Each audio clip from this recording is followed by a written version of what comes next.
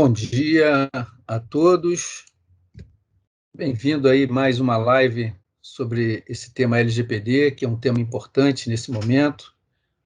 Hoje, dentro dessa nossa proposta, vamos falar sobre prestação de contas na LGPD, toda a influência aí da questão da Autoridade Nacional de Proteção de Dados, a questão das agências reguladoras, né?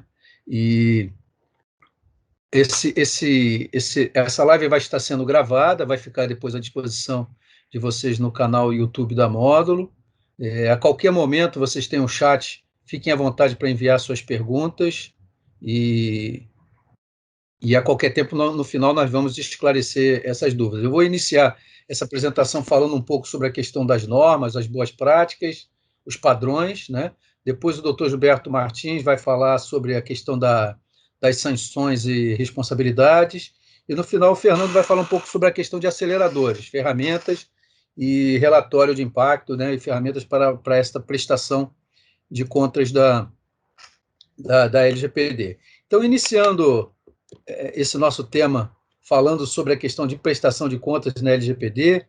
Como eu disse, esse tema da LGPD para nós é muito importante. A Módulo é uma empresa que tem 35 anos de mercado e faz parte da nossa missão aumentar a capacidade das organizações de monitoramento e segurança.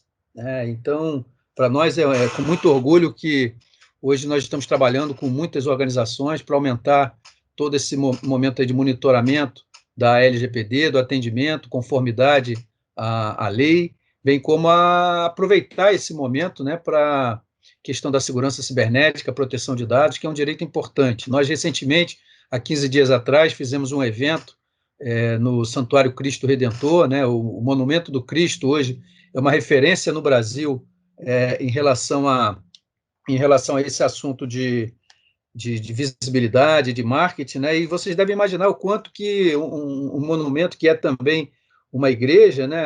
Existe uma capela no Cristo, onde se realiza batismo e tudo.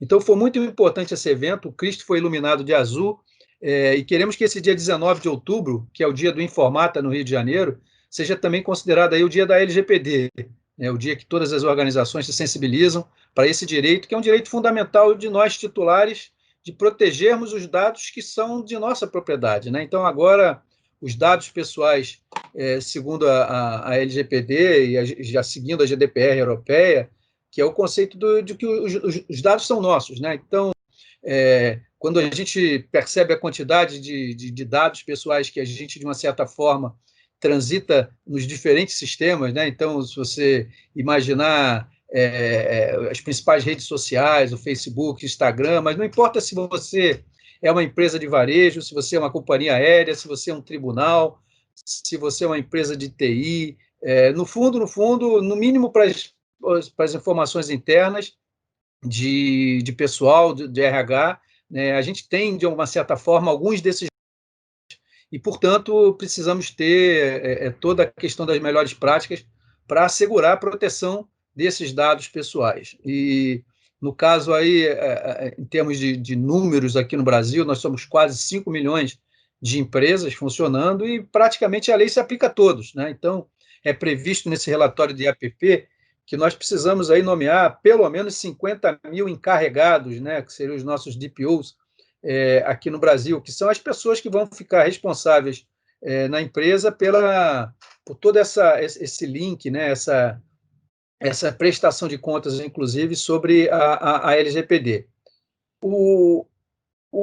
Em inglês, né, o termo americano, existe uma diferença entre o que você chamaria, né, o que chamamos de accountability e o responsibility, né? Normalmente, aqui em português, a gente costuma traduzir tudo como responsabilidade, mas dentro dos processos aí de tradução, das normas da ISO, a gente costuma traduzir responsibility como responsabilidade, mas traduzir accountability como exatamente essa responsabilização ou prestação de contas. E assim, então, o responsible é o responsável, mas o accountable é aquele que vai ser responsabilizado, é aquele que vai, de fato, precisar prestar contas pela organização da questão dos dados pessoais, né? Então, é interessante, nós temos um sistema nosso, que é o sistema da lei digital, e é muito fácil, né, quando a gente precisa pesquisar qualquer assunto na lei, rapidamente a gente aciona, né? Então, se nós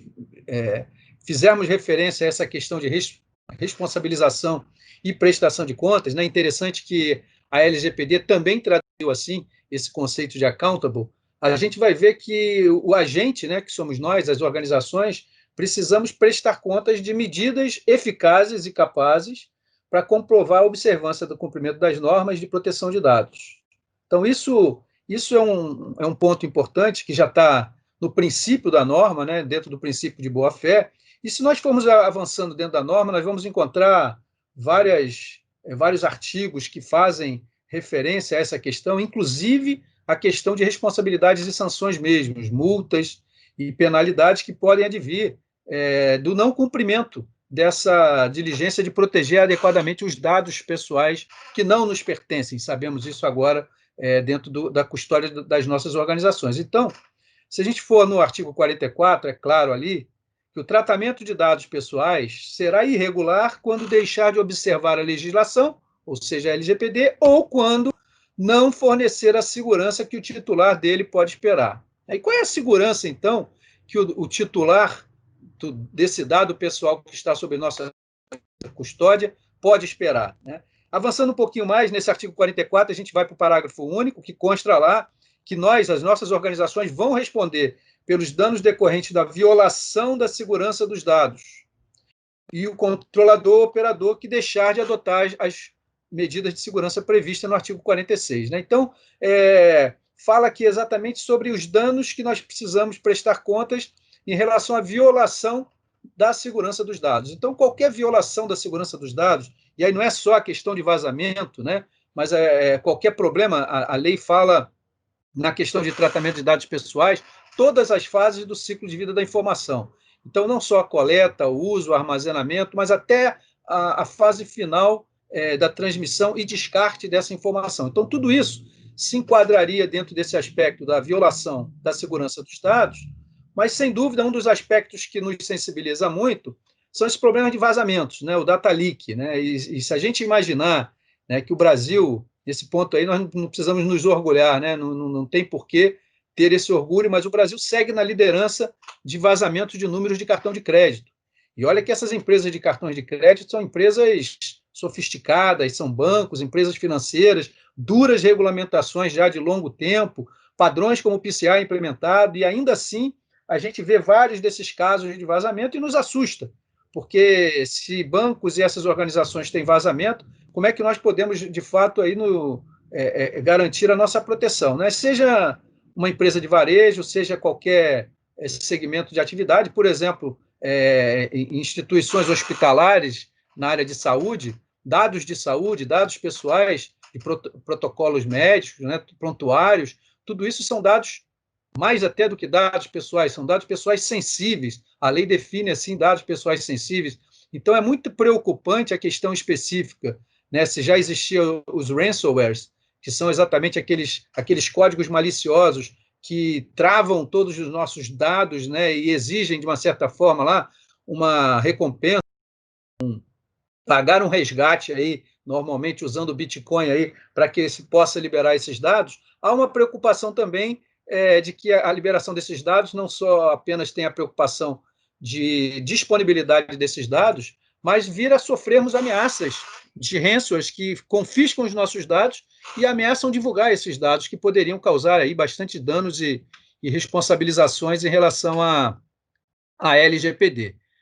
Para fazer uma referência ao GDPR na Europa, né, é muito interessante, fiz uma busca nesse site do Enforcement Tracker, né, que mostra aqui várias multas e sanções das diferentes agências e autoridades reguladoras em vários países. Na Dinamarca, na Holanda, na Romênia, Espanha, Itália, enfim. Em toda a Europa existe um tracking, né, dessas sanções e multas. E o que é interessante é que muitas dessas multas elas caem num tipo de sanção que fala exatamente sobre medidas insuficientes, medidas técnicas insuficientes para proteger a segurança da informação. Né? Então, não basta apenas ter um caso de violação de dados como um vazamento. Se você também, de fato, não tem implementado as medidas de segurança né, naquilo que a lei refere-se, aquilo que é esperado pelo titular de dados, dos dados, que nós tenhamos o cuidado devido com os dados que lhe pertencem, né, isso pode causar vários problemas, e não será diferente assim que a autoridade nacional entrar em operação nessa questão de avaliação das organizações, como também o próprio titular, né, o Ministério Público já tem algumas ações em andamento, e nós temos que realmente ficar ligados a isso. Então, essa é a parte da preocupação, essa é a parte do problema, e a solução é que nós precisamos avançar na questão mesmo das boas práticas, das medidas de segurança e sigilo dos dados, como preconiza no artigo 49. Os sistemas utilizados para o tratamento de dados pessoais devem ser estruturados de forma a atender aos requisitos de segurança, aos padrões de boas práticas e de governança, né? Além, claro, dos requisitos da própria lei. Então, como atender esses requisitos de segurança, como atender esses padrões de boas práticas, né? E aí que a gente não precisa, vamos dizer assim, reinventar a roda, né? Existe o conceito das normas e padrões que são amplamente utilizados, são conhecidos, inclusive, como as melhores práticas. Eu tenho uma experiência muito grande, sou atualmente o coordenador do Grupo de Gestão de Risco da ISO 31000, participo já de longa data na ABNT, nas normas de segurança da informação, nas normas de blockchain, na série de governança e compliance de anticorrupção, e uma série de outras normas. E se nós entrarmos dentro da ferramenta da ISO e procurarmos, por exemplo, pela palavra privacidade, nós vamos encontrar 1.005 resultados de várias normas e padrões que, de uma certa forma, se referem a esse tema, né? Então, começando pelas normas gerais, a norma 31.000 de gestão de risco, a 31.010 de avaliação, até normas mais específicas, né, como as normas da série 27.001, que são as normas de segurança da informação, onde uma delas, que é a 27.701, ela trata especificamente de um sistema de gestão da privacidade da informação, né? As normas da série 223, né, o 22.301, 22.313, que falam sobre a questão de gestão de incidentes, enfim, é um sem número de normas, padrões e técnicas da ISO que, de uma certa forma, não vai ser por falta de referência ou padrão que nós não vamos utilizar essas boas práticas, né? Dentro do que seria uma visão genérica, a gente preconiza muito a ideia da ISO 31000 como uma norma-mãe, uma norma guarda-chuva, até porque a 31000 traz o que a gente chama aí da mentalidade de risco. Pensar a questão da prestação de contas da LGPD dentro de uma visão e uma mentalidade de risco, uma mentalidade de riscos regulatórios, uma mentalidade de riscos específicos de segurança e proteção dos dados. E aí eu trago aí uma informação importante para vocês, né? É de primeira mão, isso aconteceu essa semana. O Grupo Internacional da ISO vai publicar, data de publicação possível aí vão ser nos próximos 30 dias a aprovação, o que seria aí o Handbook, um guia de implementação da ISO 31000. E é interessante que nesse guia de implementação, ele prevê lá no anexo B de exemplos de categorias de risco, tanto riscos operacionais, onde se enquadrariam, vamos dizer assim, os riscos tecnológicos, riscos de disponibilidade, integridade dos dados e até mesmo os riscos de vazamento de dados pessoais e de privacidade, como também na camada de riscos estratégicos, consta lá os riscos regulatórios, né?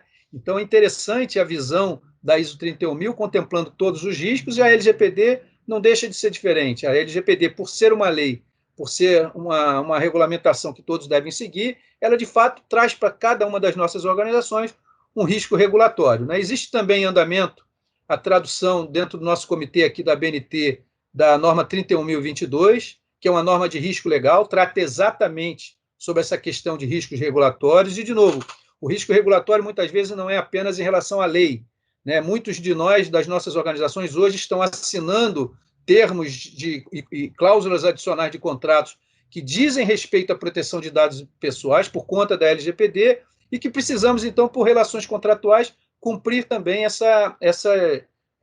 esses requisitos. O doutor Gilberto Martins vai falar um pouquinho mais adiante sobre essa questão dos contratos, das normas, dos procedimentos jurídicos que precisam ser encaminhados.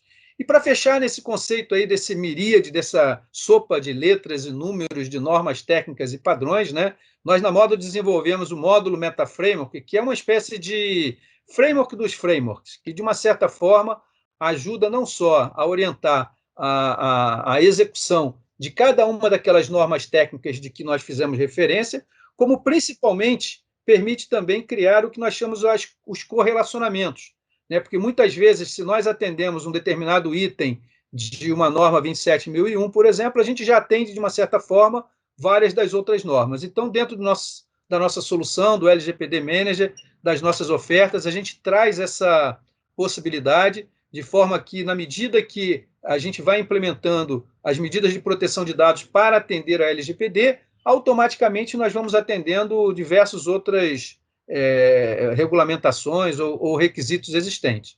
Isso incluindo a questão específica de proteção de dados cibernéticos, né? Ou a segurança cibernética, sempre fazendo referência de que nós devemos, né, podemos e devemos utilizar essas melhores práticas.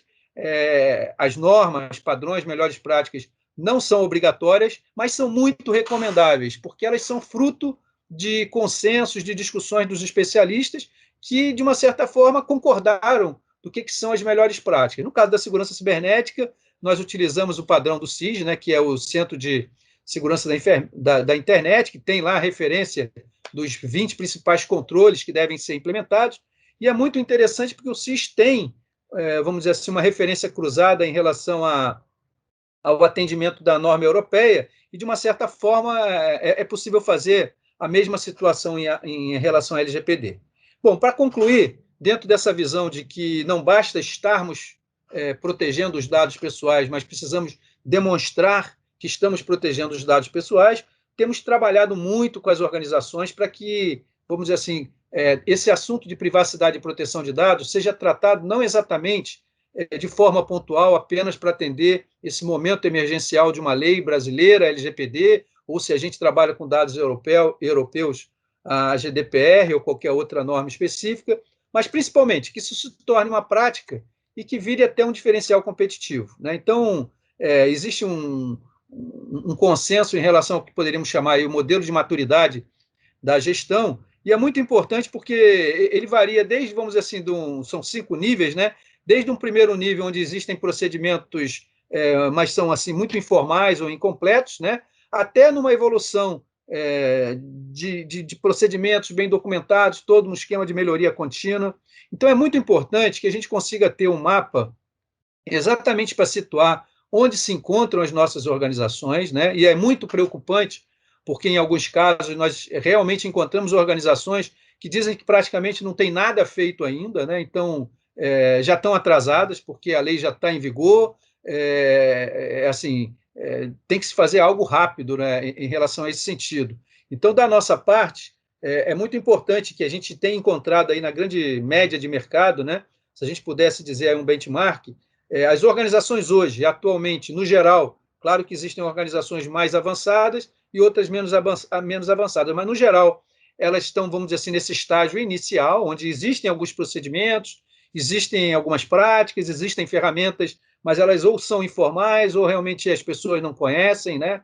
E nós temos feito um trabalho, né, dividindo aí no que seria assim um curto, médio e longo prazo, para que haja uma ação de curto prazo, um fast track, uma ação rápida, para que a gente possa rapidamente levar a organização para esse mínimo, que é o estágio repetitível, né? Nesse estágio, os procedimentos eles estão documentados, nem todos ainda estão completos, né? Ou muitos ainda precisariam ser melhorados, né? Mas, assim, ter algo importante para que esse modelo de gestão já funcione de uma maneira sistematizada é fundamental, né? Então, assim, a curto prazo, eu diria que, em termos de prestação de contas, é necessário que a empresa corra rápido e faça aí uma ação que assim, nós temos feito projetos, nosso projeto de implementação tem levado em cerca de 60 dias, né?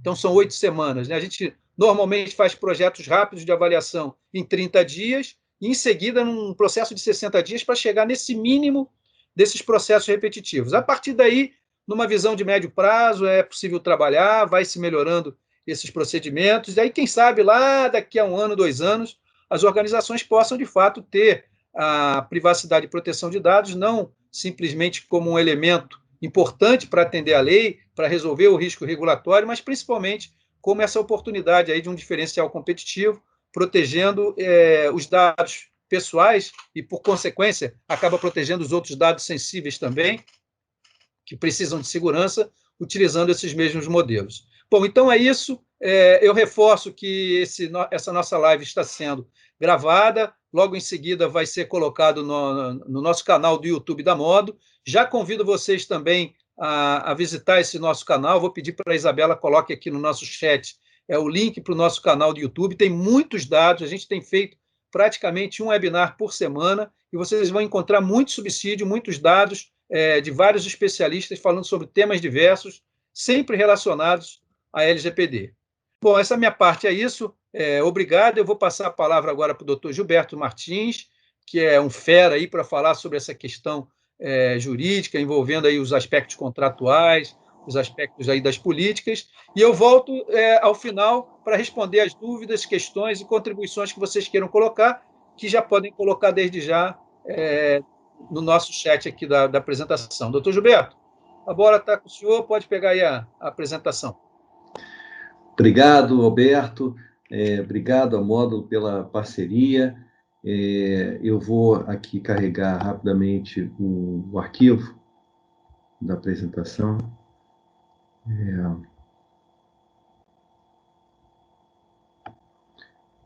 Consegue enxergar bem? Ótimo. Bom, me coube falar sobre responsabilidades e sanções, que são o eixo, né, do princípio da responsabilização e prestação de contas, né? Esse princípio está descrito na LGPD com a responsabilidade por demonstrar, a palavra-chave é demonstrar, né, a adoção de medidas eficazes, capazes de comprovar a observância, cumprimento, inclusive a eficácia delas, né? Esse princípio está ligado a um outro princípio, que é o da transparência, né, que trata dessa garantia de informações claras, né, acessíveis, né? Então, são dois princípios interligados, e, na verdade, esse princípio vem, como o Alberto estava mencionando, né, do conceito de accountability, né, que no inglês significa o responsável último, aquele que é o devedor daquela responsabilidade. E esse princípio não existia na diretiva europeia, que é a norma europeia que o GDPR veio a regulamentar posteriormente, né? Então, a autoridade supervisora europeia, que é essa desse slide aqui, ela, a partir de 2015, na prática, ela criou esse conceito, dizendo, olha, numa nova onda de proteção de dados pessoais, facilita a fiscalização que se demonstre, né, o cumprimento das normas exigidas, né? Então, é como se ela tivesse recorrido àquele ditado que diz que não basta que a mulher de César seja honesta, é preciso que ela pareça também, né? Então, esse foi o conceito que foi introduzido, e na letra do GDPR, esse princípio está escrito dessa forma: o controlador, então, uma responsabilidade do controlador, o princípio da prestação de contas, né, será responsável, né, por e demonstrar o cumprimento com a norma, com o GDPR, né? Embora seja um princípio assim tão recente, do ponto de vista da tradição europeia, ele já foi guindado à posição de número 2, né, dentre os top 10, dentre os 10 principais. Então, ele é considerado, assim, junto com o da finalidade, o conjunto dos dois principais princípios, né? E eles tratam direto da questão de governança, né? O Alberto está mencionando que os próximos webinars aqui da Modo vão ser exatamente de GRC, governança, e depois de ESG, né? Então, nesse princípio de prestação de contas, se diz que a governança deve ser implementada de uma forma que evidencie a adoção e implementação dos princípios, né, do GDPR, no caso do Brasil, os princípios da LGPD. Então, o principal na prestação de contas é mostrar que está seguindo os princípios. O princípio da finalidade, mitigação de danos à privacidade, transparência e todos os outros. Também mostrar que privacidade by design, privacidade nativa estão implementados, contratos escritos, né, com organizações, manter documentação e registro das atividades, implementar medidas de segurança, conforme mencionado aqui pelo Alberto. Então, como se fosse um checklist E a autoridade do Reino Unido, ela disse, olha, na verdade, accountability, né, compreende tudo, né, da norma, é sobre tudo, né? E sendo sobre tudo, a gente tem um puzzle, semelhante àquele puzzle que o Alberto mostrou agora há pouco, das normas ISO, a gente tem, em relação ao princípio da prestação de contas, um desafio. Que peça que a gente vai tirar do puzzle, do quebra-cabeças, para poder montar, né, essa evidência? E aí existem diferentes alternativas. Tem gente que monta, por exemplo, essa figura, procura focar em quais são os dados processados, como eles são tratados, como são obtidos, como são armazenados, quais são as bases legais para o processamento, as medidas de segurança adotadas, quem pode acessar, por quanto tempo são guardados, né? Então, são diferentes modelos possíveis, né, de demonstração e de escopo que vai ser demonstrado, né? E como são várias possibilidades, existe essa liberdade, não tem um menu único, né? Isso reflete, no fundo, a abertura para um novo conceito cultural. Por isso se diz aqui que o conceito de accountability, né, desse princípio, implica numa mudança da paisagem regulatória, né? Eu acho que um exemplo super eloquente dessa mudança regulatória aconteceu com o Facebook. Por quê? O Facebook ele foi punido com relação àquela questão da Cambridge Analytica e tudo mais, primeiro, debaixo da diretiva europeia, antes do GDPR. E o que significou essa multa? Significou, na prática, 500 mil libras, 15 minutos apenas do faturamento anual do Facebook. Em 15 minutos, o Facebook consegue fazer o dinheiro suficiente para pagar aquela multa, que era multa antes do GDPR. Com a mudança cultural regulatória, né, hoje a multa seria pelo GDPR de 5 bilhões. Né? Então, se o faturamento dele no ano, o lucro dele no ano é de 22 bilhões, uma multa de 5 bilhões é uma multa de em torno de 23% do lucro anual. Então, é uma mudança de cultura que implica numa mudança regulatória muito mais pesada do ponto de vista de sanções, né? E essa responsabilidade atrai interesse de quem? Não é só uma responsabilidade legal, judicial ou de penalidade administrativa, uma responsabilidade, por exemplo, junto a investidores. Uma pergunta que se coloca cada vez mais, do ponto de vista, por exemplo, de ESG, que vai ser tratado no outro webinar mais profundamente, é se as companhias que têm vazamentos de dados, como esses mencionados pelo Alberto, se devem pertencer no portfólio de investidores, né? E isso aconteceu na prática com o Facebook, né, que ficou na tela, né, dos investimentos em bolsas de valores e tudo mais. Existem, inclusive, gráficos correlacionando os vazamentos de dados e a perda de valor das ações, né? Então, nesse cenário todo de penalidades muito mais pesadas, né, e atração de atenção em várias frentes, como é que a gente pode ficar calmo, né, e cumprir a norma de proteção de dados, né?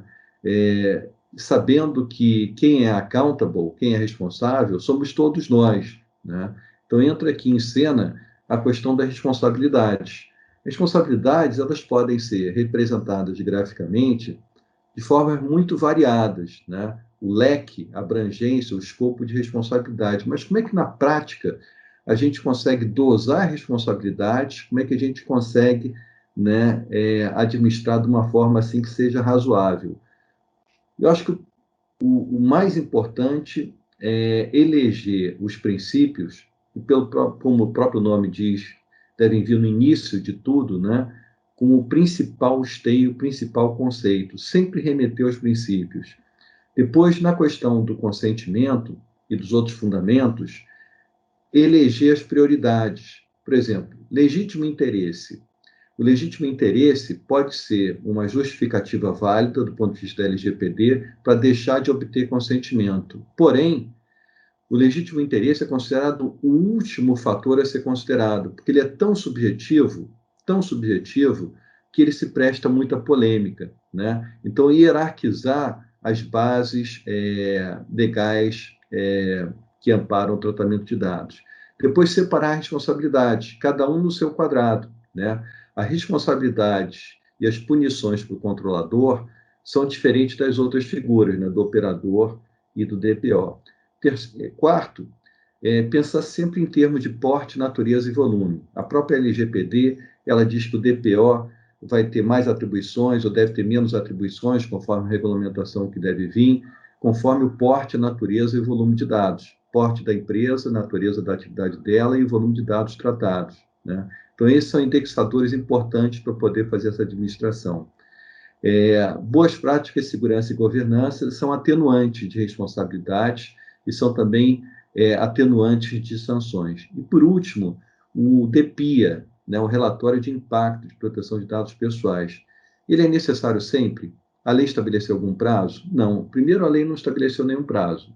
E, segundo, a autoridade deve regulamentar, né? E ela indica na lei que as empresas que lidem com dados sensíveis, dados pessoais sensíveis, ou que tenham mau porte, né, ou uma atividade mais crítica, são mais candidatas a fazer o relatório de impacto, mas é sempre um juízo de proporcionalidade, né? E falando de proporcionalidade, do ponto de vista das sanções, né, o GDPR é como se fosse assim um murro, né, num saco de pancadas cheio de dinheiro.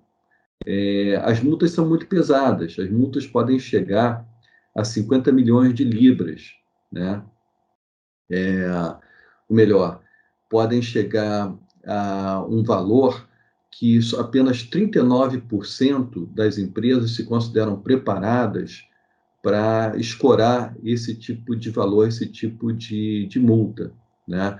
A multa individual, ela pode ser, em determinadas situações, de 20 milhões de euros, né? Ou 4% do faturamento anual, seja da empresa, seja do grupo, quando não for possível apurar de uma empresa individualmente. A gente tem aqui uma estatística que mostra que a maior multa aplicada chegou realmente na casa dos milhões, né, de euros, e a menor chegou a 90 euros, né? Então, assim, a granularidade é muito grande. Essa de 90 euros foi num hospital na Hungria. A outra mais pesada foi para o Google. Então, proporcionalidade é sempre um conceito que a gente deve ter em mente. Tem que ter mais casos, né? E tem situações que a multa é menor, né? Às vezes é metade, dependendo da situação. Bom, a gente está falando de multa, mas essas são multas administrativas, são multas aplicadas pela autoridade, no caso do Brasil, a ANPD. A gente tem que pensar também que pode existir sanções na justiça, e aí não necessariamente aplicando aquelas multas administrativas, sendo o juiz que estaria arbitrando qual o valor da indenização ou da multa. Isso aconteceu com a Cyrela. A Cyrela é considerado o primeiro caso de empresa penalizada pela LGPD aqui no Brasil e foi na justiça, né? O Tribunal de Justiça de São Paulo, né, deu uma decisão condenando a Cyrela pelo fato de que tinha havido compartilhamento de dados. Então, não adianta ter, como no blog da Cyrela, uma política de privacidade dizendo que essa política tem por finalidade demonstração, prestação de contas, né? O compromisso do Grupo Cyrela com a privacidade e proteção dos seus dados, além de estabelecer regras desse tratamento, né? Não adianta afirmar, é preciso colocar em prática, né? Bom, as sanções. As sanções elas vão desde uma simples advertência, né, até a parte financeira, né, que vão das multas, no caso do Brasil, até 2% do faturamento, né, da pessoa ou do grupo, se não for possível aquilatar individualmente da empresa, né, excluídos os tributos, chegando até 50 milhões de reais por infração, né, por cada infração. Então, a multa pode ser uma multa assim, extremamente pesada, né? Pode haver também multa diária, enquanto a empresa não resolver a situação, tem uma multa que vai se acumulando, né? publicidade da infração, né? Bloqueio dos dados e eliminação dos dados, aqueles dados que tenham sido contaminados com algum vício, com algum problema. Bom, além disso, se houver aplicação de uma dessas penalidades, do item 2 até o item 6, aí muda de patamar, porque fica essa empresa, essa organização sujeita à suspensão de funcionamento do banco de dados e suspensão do exercício da atividade, né? Proibição parcial total do exercício de atividade relacionada ao tratamento de dados. Então, aqui não é mais uma questão de dinheiro, e sim ficar fora do ar, né? Então, essas são as penalidades. E a gente tem, por exemplo, aqui um voto do ministro Edson Fachin, do Supremo Tribunal Federal, no julgamento do caso do WhatsApp, um julgamento recente, em que ele disse textualmente: estou convencido, tal como excelentíssima ministra Rosa Weber, que a sanção de suspensão apenas tem lugar quando os aplicativos de internet tiverem violado os direitos de privacidade dos usuários. Uma punição tão pesada só deveria ocorrer caso o aplicativo afrontasse algum direito dos usuários.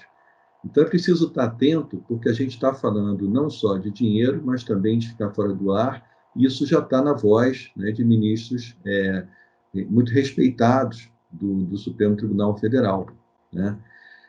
Quais são os parâmetros para dosimetria, né, para dosagem dessas penalidades? Bom, aí a gente vê a importância de se preparar e de demonstrar o cumprimento da lei, porque são levados em conta, como parâmetros e critérios, a gravidade, natureza das infrações, a boa-fé, a vantagem oferida ao pretendido, a condição econômica, a reincidência, o grau do dano, a cooperação do infrator, cooperação mostrada, né, pela preparação, a adoção reiterada e demonstrada de mecanismos e procedimentos internos capazes de minimizar o dano, né, adoção de políticas de boas práticas, pronta adoção de medidas corretivas e proporcionalidade. Então, investir na preparação e também na demonstração é crítico para que a penalidade seja a menor possível.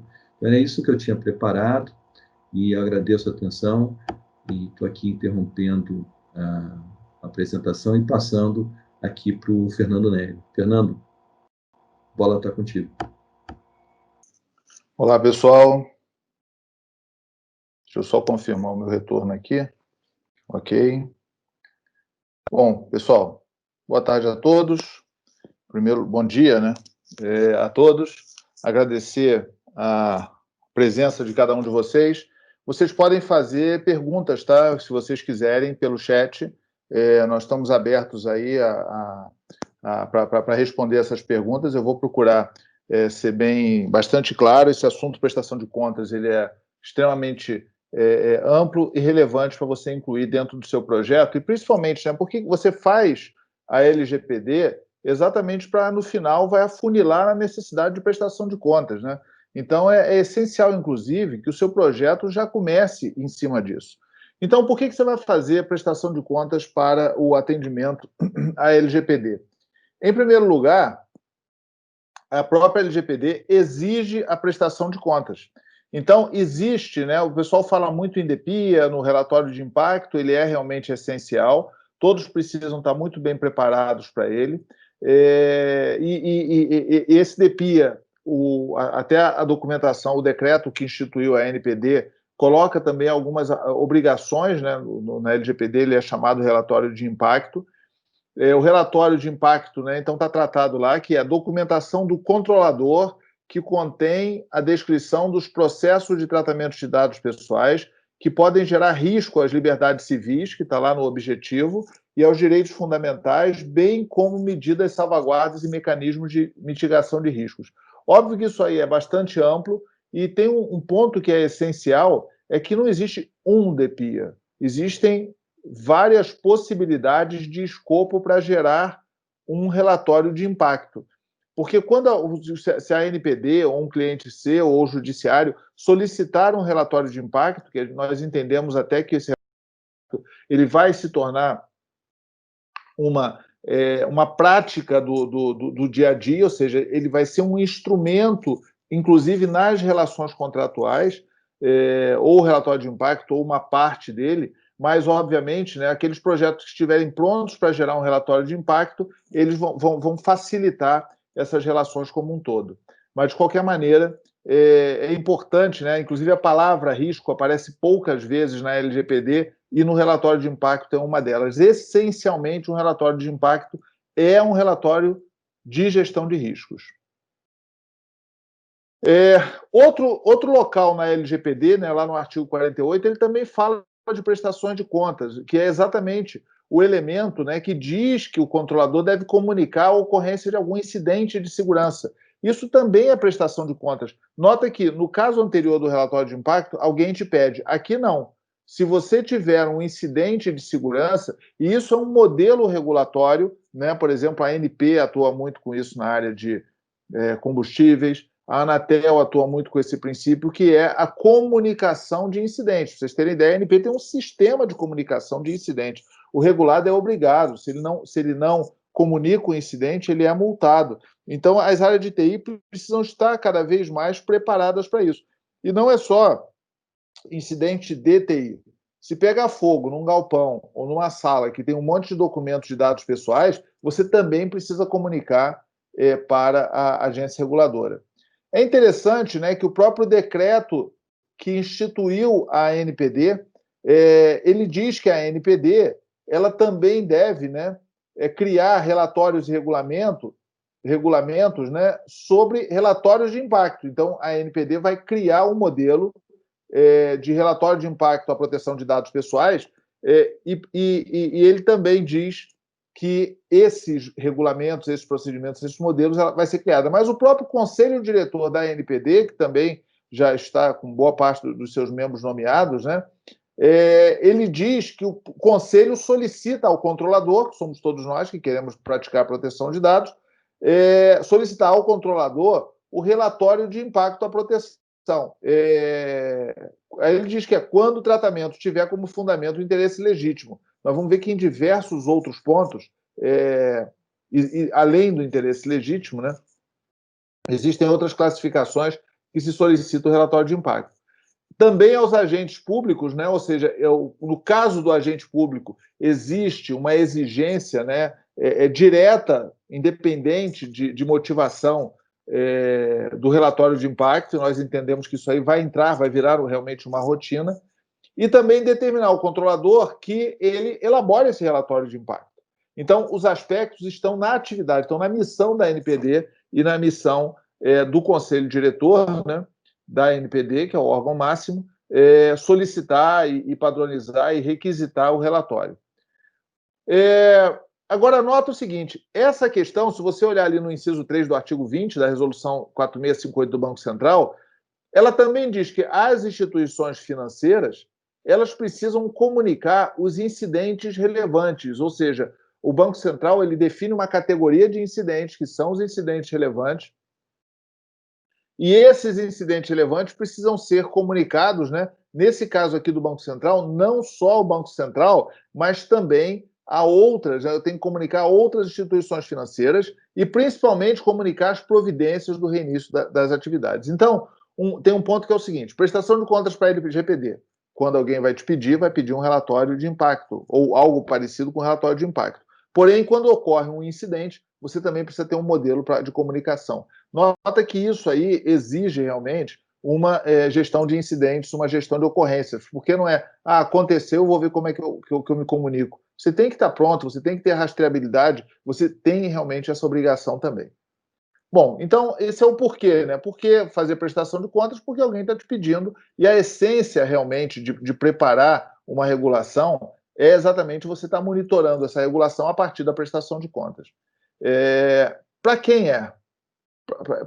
Para quais organizações? Para quem você presta contas? A gente tem visto que tem crescido bastante o número de clientes que têm pedido prestação de contas dos controladores ou dos fornecedores ou dos operadores sobre como que você está tratando dados. Inclusive, a própria LGPD, ela fala isso, ela diz que o operador, e tem várias empresas que se surpreendem porque acham que não são operadoras, e, na verdade, a empresa não é controladora ou operadora. Ela executa funções que são classificadas como controlador e executa funções que são classificadas como operador. Então, por exemplo, uma empresa, uma agência de viagem, ela pode ser operadora de dados pessoais, ela pode ser operadora de um controlador, de um cliente dela. mas ela também tem lá, por exemplo, a folha de pagamento, que ela é controladora, ela não está fazendo para terceiros. Então, você precisa prestar conta para clientes, para prospects, em várias concorrências agora, né? Tem sido solicitado compliance com a LGPD, você precisa mostrar como que você está atendendo. Dentro da cadeia produtiva, em alguns segmentos, vai ser você, para entrar no jogo, você precisa mostrar que está tratando dados pessoais. Em modelos de governança, ou seja, a estrutura de governança, a estrutura de auditoria vai solicitar. Para auditoria interna e externa, várias auditorias internas e externas estão criando pontos de controles e itens de verificação, né, para avaliar como que a própria empresa está tratando dados pessoais. E elas já fazem isso para vários temas, né, que não estão ligados à lei. Nesse caso, você está vinculado diretamente a uma lei. Para agências reguladoras, é o caso da ANPD, né? Ela não é uma agência, é uma autoridade, mas funciona como se for uma agência reguladora, e as agências reguladoras vão passar também a exigir esse tipo de coisa. Para o judiciário, o Ministério Público, em caso de negociações e litígio, ou seja, você precisa estar prontos para prestar conta. As áreas, né, de TI, e não existe nenhuma área específica, mas principalmente o próprio DPO, ele precisa estar preparado para prestar contas. Eu acho que o modelo das 3 linhas de defesa do Instituto dos Auditores Internos é muito interessante, porque, inclusive, quando você adota um modelo desse para prestar contas, você já está se organizando para a sua empresa. Não só, né, a CVM usa 3 linhas de defesa, as maiores empresas de capital aberto, as empresas que têm ações na SOX, mas hoje, por exemplo, os tribunais de conta usam o termo 3 linhas de defesa. Se você olhar lá no documento do Governo Federal de Governança, no decreto, na verdade é uma portaria, você vai ver que ele cita lá as 3 linhas de defesa. Quais são as 3 linhas de defesa? A área fim, a área de controle, no caso, o DPO está nessa segunda linha de defesa, e a terceira linha de defesa é a auditoria. Do lado de fora disso aí está a estrutura de governança e estão os controladores externos, né? Clientes, agência reguladora, judiciário, Ministério Público, é aquela coluna azul claro à nossa direita. Então, vale a pena. Vou montar uma estrutura para prestação de contas. Qual o modelo que eu uso? 3 linhas de defesa é realmente campeão. Prestar contas de quê? De que eu presto contas? Você tem que prestar conta, no caso da LGPD, o escopo é tratamento de dados pessoais. Mas você precisa colocar na sua prestação de contas como que é o fluxo, quais são os tipos de dados pessoais que são tratados, quais são os departamentos e processos pelos quais esses dados pessoais passam, quais são os sistemas e suportes de dados que esses dados pessoais estão sendo tratados. Tem algum fornecedor, alguma parte relacionada que troca esse dado que foi solicitado? Quais são as políticas incidentes? Você tem uma política de tratamento de dados pessoais? Como é que é feita a gestão de riscos desse fluxo todo? Como é que foi feita a segurança cibernética e também a segurança de documentos físicos? Quais são as ações que já foram realizadas? Quais são as providências que você já tomou para proteger esses dados pessoais? Quais são as ocorrências dentro desse processo? E como é que você faz a gestão e a melhoria contínua? Ou seja, essencialmente, você precisa contar a história do que você já fez, do que você tem. Então, são muitos elementos, por isso, inclusive, você precisa estar organizado. Tem um ponto que é muito importante, né? Tem aqui nos filmes policiais, eles falam, qualquer coisa que você falar pode ser usado contra você. Na verdade, antes, ele fala o seguinte, você tem direito de ficar em silêncio. Nesse caso aqui, você não tem direito de ficar em silêncio, você tem que prestar contas. Mas você não pode prestar contas de mais daquilo que foi solicitado, porque senão isso pode gerar um problema. O cliente solicitou e falou o seguinte, olha só, a agência de viagens, e o seu cliente perguntou para você, agência de viagens, como é que você trata os dados pessoais daquelas pessoas, os dados pessoais que eu encaminho para você?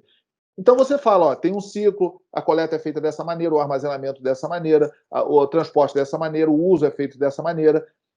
Eu posso pegar esses dados e mandar para uma empresa de aviação, por WhatsApp, por exemplo, e o descarte é feito dessa maneira e eu classifico a temporalidade dessa forma. Legal. O relatório que você prestou conta, e pode ter sido um cliente que fez a pergunta, mas pode ter sido o Ministério Público, a ANPD e assim por diante. Ele não tem informação de outras coisas. Você não precisa falar se você tem outros processos, outros fluxos, você não precisa e não deve falar sobre isso. Você atende, você responde aquilo que foi perguntado. É essencial que você saiba fazer filtros, né? Que você dê esse tipo de ação. Como fazer? Primeira coisa, foco. Foque naquilo que você quer prestar contas. Se teve uma ocorrência de um incidente, você relata aquele incidente, você não dá toda a lista dos incidentes que foram relatados. Você relata o escopo atingido por aquele incidente. O modelo de gestão de riscos é espetacular para isso, né? Ou seja, a prestação de contas entra ali na comunicação e consulta. Então, se você já tem um projeto baseado na ISO 31000, o próprio modelo ele define aqui qual é o primeiro passo aqui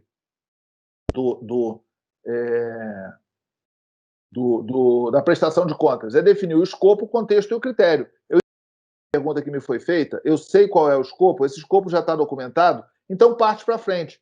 Com a identificação de riscos, inventários, análise de riscos, quais são os fluxos que tem ali e quais são os elementos que são tratados. A avaliação, quais são os riscos que você tem e como que você faz o tratamento. Eu diria o seguinte, você faz isso no macro e faz no micro. Você faz na sua gestão, mas faz também naqueles fluxos para os quais são solicitados a prestação de contas. Bom, outro ponto também importante nas melhores práticas é você falar que você usa melhores práticas, mas não é falar que usa, é igual um monte de currículo que tem por aí que fala, eu sei, entendo de ITIL, entendo de COBIT, entendo de ISO 27000, ISO 27701, às vezes o cara nem abriu esses documentos, nunca viu, mas vai lá e sai jogando. Neste caso aqui, você tem que mostrar. Então, como é que você protege o seu ambiente? Eu uso o CIS-CSC. Legal, o CIS-CSC é o principal modelo, o principal consenso de segurança cibernética, que usa 20 itens. Eu avaliei. O item 1, eu tenho tais deficiências, mas eu já corrigi dessa maneira. O item 2, eu estou funcionando muito bem e, inclusive, está aqui a evidência. Quando você usa a melhor prática, fica mais fácil você prestar contas. Outra coisa é usar templates, né? Nós temos algumas gravações aí. Só um ponto, viu, pessoal? Quem quiser fazer pergunta, pode fazer a pergunta. Já estou partindo para o final. Então, no final, a gente faz um bate-papo aí, a gente olha o que ficou de pergunta. Então, nós temos aqui, né, vários templates, tá? No caso do DPIA, tem templates do ICO, tem template do IAPP, tem templates e estruturas e modelos e guidelines, né, da Comissão Europeia. Então, é importante a gente saber, principalmente o seguinte, eu preciso prestar contas, eu posso usar um template universal, uma melhor prática, mas, obviamente, a gente tem que atender aquilo que foi solicitado. Mesmo que o template tenha mais coisa do que aquilo que foi pedido, corta esses negócios. Responde ao que foi perguntado. Um dos maiores inimigos da prestação de contas é o orgulho, você querer mostrar mais do que realmente você precisa. Bom, então, o projeto ele deve ser preparado, aqui é um exemplo de como que a gente faz o projeto aqui na Módulo, mas a questão é o seguinte, quando a gente vai inventariando, as pessoas já são inventariadas, os tópicos da lei, as áreas, os sistemas, o suporte de dados, as partes relacionadas, as atividades que são realizadas, os elementos de implementação e também que a gente chama do cockpit do DPO, ou seja, aquilo que o DPO está monitorando. Ele monitora o quê? Ocorrência, incidente, privacy by design. Então, na verdade, você não vai precisar mostrar o seu universo, você vai precisar fazer filtros para mostrar, se alguém me pediu para falar sobre folha de pagamento, quais são as áreas que tratam, quais são os sistemas que tratam, eu tenho um fornecedor do lado de fora que trata, como é que eu mando para o banco para ele pagar? Então, esse tipo de ação é relevante. É essencial você ter um inventário, tá? Você precisa ter um inventário do seu universo para você poder fazer filtro, todas as áreas, todos os sistemas, todos os incidentes, todas as atividades de plano de ação, todos os parceiros, todas as pessoas que convencem, tudo, inclusive tudo isso aí parametrizado com dados de criança e adolescente e assim por diante. Você precisa fazer atestação essencial para a prestação de contas, porque não deixa a responsabilidade ficar nas suas costas. A responsabilidade é da área FIM. A responsabilidade da lista de CRM é da área de marketing de negócios. A responsabilidade do cadastro de funcionários é da área de RH, é da área financeira. Essas áreas precisam mostrar, e elas que são as responsáveis, mas você precisa atestar também. Não só atestar para as pessoas que participam do projeto, mas também para todas as pessoas que mapeiam depois que você tem a sua política de segurança. Nós temos feito inventários correlacionados, tá? Nós criamos interfaces para isso. E o interessante, o que isso tem a ver com prestação de contas? É que se você pede um filtro aqui, por exemplo, o meu problema aqui é no site do plano de saúde. Você clica aqui no site do plano de saúde, você já vai saber quais são os itens da lei que estão relacionados, quais são as empresas que estão ligadas nesse assunto, a corretora ou a empresa do plano de saúde, quais são as áreas internas que usam. Ou seja, isso já facilita você fazer qualquer análise, qualquer aprofundamento. Esse tipo de desenho é complexo, mas o seu problema é esse. Em azul estão as áreas, em amarelo estão os sistemas e os suportes de dados, em vermelho estão as empresas com as quais você se relaciona, que a gente chama de parte relacionada, fornecedor, cliente e outros. E em cor de rosa estão os itens, ó, anonimização, log, incidentes, legítimo interesse, todos eles estão aqui pintados de rosa. Bom, então é essencial você ter relatórios automáticos e parametrizados, tá? Na hora que você gera o relatório de prestação de contas, você pode ter... Posso fazer o relatório de prestação de contas da empresa? Pode. Posso entregá-lo para quem me pediu? Não. Porque na hora que você vai entregar, você faz o filtro. Por isso que é essencial que o relatório, seja automático, para você reduzir a marretagem em cima de relatório. Eu vou fazer um gráfico, faz o gráfico no PowerPoint, exporta ele, bota no Word, pega uma planilha, colore ela, manda para o Word, aí o Word muda a cor da planilha, aí tem que corrigir. Ou seja, aumentar a sua capacidade de gerar relatório automático. Isso aí facilita muito a prestação de contas, você passa a gerir a partir dessa prestação de contas. Então, aqui um exemplo de um relatório que a gente faz, que você pode analisar, eu quero botar item do PCI, eu quero botar capa, eu quero botar índice. Quais são os assuntos que eu vou tratar? O cara falou de criança e adolescente, então eu vou clicar só aqui em adolescente, porque é isso que interessa para o cara. O cara que me pediu não pediu nada de outros dados. Então você clica aqui em criança e adolescente e sai o relatório parametrizado da forma que você quiser. E são relatórios bonitos, tá? Acho que isso aí também é importante, né? Não só pela beleza, mas também pela clareza, ou seja, o dado que está dentro do relatório é claro. Isso aqui não é uma arte que foi feita abstrata, não, tá? Isso aqui, cada tela dessa é a tela do nosso relatório, ele sai bonito desse jeito mesmo. E aí a automatização ajuda vários elementos, né? Automatizando, você junta as melhores práticas, os templates e as bases de conhecimento, seus inventários, as atividades que você fez no plano de ação, a sua operação do dia a dia, né? A operação do DPO, todas as atestações, as ocorrências, os incidentes, os relatórios e data analytics, sai tudo da automatização, a rastreabilidade do que você fez e os canais de comunicação, tudo isso entra dentro do processo de automatização e é o que nós temos a oferecer para vocês. Então, essencialmente é isso. Agradeço a atenção. Peço para o Alberto e o Gilberto abrirem o microfone. Se vocês puderem começar a ver aí as perguntas e o bate-papo, aí eu me preparo aqui em 1 minuto. Opa, obrigado, Fernando. Já tem perguntas chegando aí. Reforço para vocês que quem tiver qualquer colaboração, alguma dúvida, pode colocar nesse nosso chat, que a gente vai tentar responder aí nesse pouco tempo que nos resta aqui, essas perguntas rápidas. Tem uma pergunta aqui da Cristine, que ela diz aqui que, em geral, nas lives e webinars, sempre dão exemplo de empresas privadas sendo multadas por algum descumprimento da lei. No Brasil, nos termos do governo federal, pelo menos, temos alguma noção de risco de algum órgão vir a ser multado?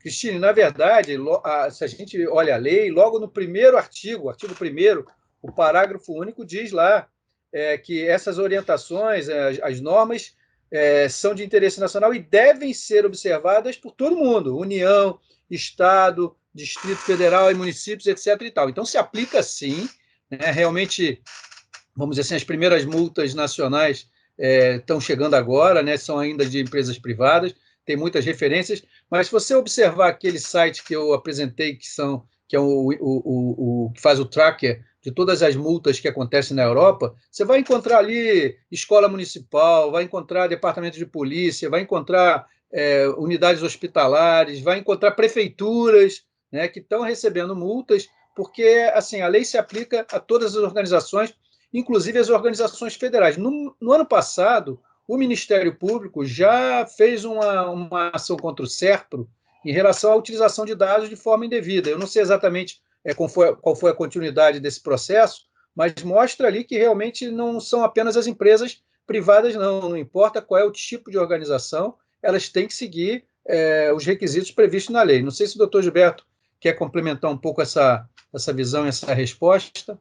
Alberto, só desculpa a interrupção antes aí. Primeiro, eu acho que ela perguntou mais sobre as sanções, né, sobre as multas, né, que são realmente vinculadas ao faturamento. Acho que o doutor Gilberto pode falar e falar também um pouquinho sobre improbidade administrativa. Aí, se vocês, pessoal, quiserem mais informações sobre o que nós falamos aqui, vocês podem apontar a sua câmera para esse QR Code ou digitar esse link, e aí faz um formuláriozinho e o nosso time conversa com vocês. Doutor Gilberto, por favor, desculpe. Eu acho que na trilha do que o Alberto e o Fernando comentaram, né, a gente tem o exemplo do SERPRO, né, que uma situação em que o Ministério Público fez uma denúncia dizendo que o SERPRO estava usando alguns dados que foram colocados para uma finalidade, estavam sendo usados para outras finalidades, né? Autenticação de identidades para o comércio. E as sanções que são aplicáveis numa situação dessas são as sanções que a Justiça pode determinar, como no caso do SERPRO, ou as administrativas. As administrativas, a própria LGPD diz que elas são sem prejuízo das penalidades estabelecidas em outras normas. Então, como o Fernando estava dizendo, se a situação caracteriza improbidade administrativa e tem penalidades previstas na legislação correspondente, vai haver um somatório de penalidades, as da LGPD e as da legislação especial, né? Eventualmente, as penalidades que vão ser aplicadas a um órgão público não vão ser necessariamente de multa, penalidade financeira, mas vão ser principalmente as outras penalidades, aquela de advertência e aquela de suspensão do uso do dado, né? Seriam principalmente esse tipo de penalidade. E existe também aqui uma indicação do Guia de Boas Práticas do Governo Federal. Então, a contrário senso, aquilo que não for seguido como boas práticas, possivelmente é aquilo que vai estar gerando uma exposição a risco, né, uma vulnerabilidade. Doutor Gilberto, e a própria lei também, né, ela tem uma seção específica sobre poder público, né, que ali, inclusive, ou seja, existem ações que o próprio Tribunal de Contas pode tomar, que inclusive não atinge as empresas privadas, porém, a empresa privada, porém, atinge fortemente as empresas públicas. Né? Exatamente. Tem um capítulo da lei que é específico para a administração pública, trata de penalidades, trata de investigação. Então, embora se divulgue muito mais as multas aplicadas a empresas privadas, existe um foco muito grande na LGPD, como também na Europa com o GDPR, em cima dos órgãos públicos, né? Merece uma atenção especial. Tá. Alberto, eu te pedi uma ajuda aqui, cara, que eu criei um retorno inovador aqui, só que o retorno não deu certo, eu não estou vendo o chat. Então, se você puder me passar as perguntas... Mas eu acho que esse ponto realmente é relevante, né? As empresas, os tribunais de contas estão bem alertas, né? E eles têm sido bem modernos com relação à cobrança de exigências para a tecnologia da informação. Tá bom, Fernando. Tem uma pergunta da Thaís, que ela diz aqui: eu creio que para alguns casos a ANPD irá fornecer as diretrizes necessárias, mas vocês têm uma breve noção de qual seria o modelo / formato do arquivo que poderá ser disponibilizado para os titulares em caso de portabilidade dos dados e também para informar quais dados estão sendo utilizados? Essa pergunta eu acho até que podemos começar pelo Dr. Gilberto, porque ele tem ajudado muito nos projetos que nós temos realizados de implementação, nessas questões jurídicas, nesses termos, nas políticas, os chamados templates, né, doutor Gilberto? Se puder falar um pouquinho sobre como é que pode utilizar os templates para essa questão da resposta da Thaís. Perfeito. A lei ela tem de itens que devem compor a resposta ao titular de dados, quando ele faz essa solicitação. Então, a lei fala, por exemplo, da indicação dos direitos dele, que tipo de dados estão sendo tratados, etc. Essa parte do conteúdo. A lei não traz uma especificação de look and feel, do visual, a aparência do relatório. Então, acho que esse é um ponto interessante, Roberto, porque eu entendo que, por exemplo, o dashboard, o painel de controle da ferramenta da módulo, que indica que controles foram implementados, quais não foram implementados, etc., pode ser uma forma de relatório de impacto de DPIA. Se não for o próprio DPIA, pode ser pelo menos um anexo ou uma evidência juntada no DPIA. Então, é muito importante entender que existe essa liberdade de forma e que a própria ferramenta pode ser geradora de relatório ou o próprio relatório, dependendo da situação, do porte, natureza e criticidade dos dados. Legal.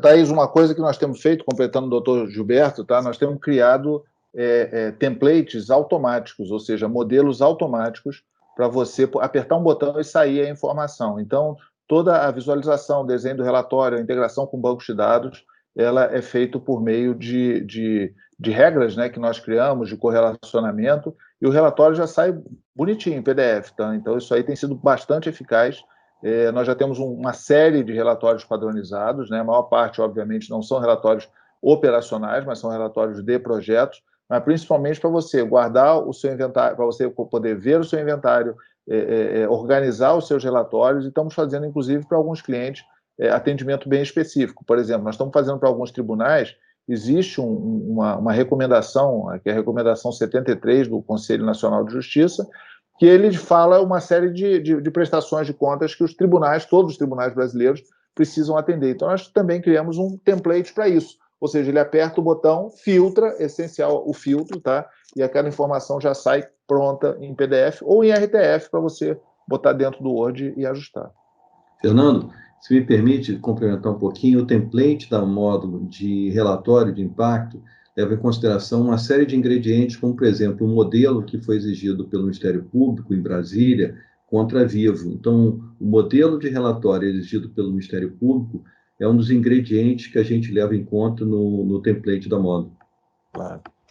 E complementando um pouco, né, a pergunta da Thaís, eu acho que teve um pouco de direcionamento para a questão de como responder o titular a esse output, né, modelos e templates de formatos de relatórios que a gente visa automatizar, mas existe até uma preocupação adicional, Thaís, que é a questão do input, né, porque são, assim, dependendo da base de dados, a gente tem hoje trabalhado aí com centenas de milhares, milhões, às vezes, de titulares de dados, que de uma hora para outra podem simplesmente entrar em contato lá com a organização, tentar conversar lá com o encarregado, muitas vezes é apenas um e-mail. E como é que você processa, como é que você tem um modelo padronizado aí do que seria, nós chamamos aí esses registros de ocorrências, né, ou essas solicitações. Então, temos que pensar realmente assim nos modelos e nos templates para a geração dos relatórios e as informações, mas também como que é o modelo aí de entrada de dados de todas essas solicitações, que com certeza não serão poucas, serão muitas. Fernando, tem mais uma pergunta aqui, que Cunha da Silva, que pergunta, Otávio pergunta, quais as fronteiras entre o operador e o controlador de dados? A questão do operador terceirizado. Tá. Otávio, tudo bem, cara? O ponto é o seguinte, em termos gerais, né? O operador, o controlador, é o responsável pelo tratamento de dados pessoais. Essa é a definição, é o controlador. Então, se você tem aí a lista dos seus funcionários, dos seus clientes ou de pessoas com as quais você faz negócio, você é um controlador. O operador é aquele que trata dados pessoais em nome do controlador, ou seja, ele sempre é um terceirizado, sempre ele é um outro CNPJ, vamos dizer assim, ou um outro CPF, que pega aqueles dados e faz o tratamento. Então, você pega, por exemplo, você usa um aplicativo para pedir comida. Esse aplicativo tem o seu dado. Aí esse aplicativo pega o dado que você deu para o aplicativo e informa o seu dado para o restaurante. Então, o restaurante está fazendo tratamento de dados. Não é que é ilegítimo nem é proibido, mas isso exige alguns procedimentos. Aí o restaurante chega e da mesma forma, ele pega também e passa para o entregador. Então, você tem uma relação. Este assunto, né, ele é um assunto que é um pouco complexo, é cheio de exceção. Existem perguntas do tipo, o escritório de advocacia deve ser classificado como operador? É uma pergunta. Bem recentemente, agora em setembro, eu posso até mandar para você, Otávio, a Comissão Europeia ela soltou um paper com novas interpretações sobre a visão do controlador, eles chamam lá de processador, né? Do controlador e do processador. E lá ele tem o conceito também, né, do co-controlador, porque algumas ações o cara não é operador e também não é controlador, ele é um parceiro. Como é que é esse processo? Então, com certeza, esse é um conceito que vai evoluir bastante, mas eu acho que esse paper, Otávio, você que é estudioso aí, eu posso te mandar, você vai ficar no topo da maturidade com esse assunto aí. Bom, eu acho que nós já chegamos, o nosso horário aqui já passou um pouquinho aí dos horários finais, vou só passar para as considerações finais do Fernando e do Gilberto, só complementando aí nesse fato aí, Otávio, realmente outra interface importante vai ser a interface dos DPOs, né, ou dos encarregados, porque controlador com operador precisam interagir o tempo inteiro, né? Quer dizer, a orientação do operador vem do controlador, a cobrança de prestação de contas do operador muitas vezes vem do controlador. Então, essa relação de interface entre controlador e operador também é algo importante que nós temos que ter em mente, e isso aí, fazendo de forma automatizada, simplifica muito esse processo não só de interface, mas principalmente o registro e as evidências para que tudo que precise ser feito, tanto na parte jurídica quanto na parte tecnológica e a parte do processo, seja sempre guardado como um grande banco de evidências, né, para que amanhã ou depois isso possa ser fruto aí dessa prestação de contas. Vou pedir para o doutor Gilberto, então, fazer as considerações finais, depois o Fernando encerra. Muito obrigado a todos. Alberto, eu acrescentaria apenas aqui que não só se aplica também aos órgãos públicos as penalidades, como também a questão do relatório de impacto. O artigo 32 da LGPD diz que a autoridade nacional pode exigir também de órgãos públicos o DPIA, né? Acho que esse é um ponto importante e que reforça a aplicação do princípio da prestação de contas também para a administração pública. Obrigado aí pela atenção de todos. Sempre um prazer. Bom, pessoal, obrigado a todos. Essa tela vai ficar mais um tempinho aí. Quem tiver interesse em trocar ideia ou conhecer a nossa solução, ou aponta o celular ou pega esse link aí. Obrigado pela presença, estamos à disposição de vocês. Um ponto que é importante, tá? Complementando aí a resposta ao Otávio, que a relação entre DPOs, ela acho que pode ajudar bastante. Tá? Aqui na Módulo nós temos a relação do DPO com o DPO do plano de saúde, do cartão de refeição, com o Vale Transporte. Na verdade, o Vale Transporte são vários DPOs, porque é um em cada estado. Então, existem diversas relações que vão sendo organizadas e, obviamente, com o aumento da maturidade, né, essa relação acho que ela vai ajudar bastante no aprendizado conjunto e na prestação de contas. Então, essencialmente é isso. Obrigado a todos vocês pela presença. Essa apresentação está sendo gravada, vai ficar disponível no nosso canal do YouTube e que tem outros assuntos lá, tá? Vocês podem ver as mesmas fotos, mas as abordagens são diferentes, são sempre focadas.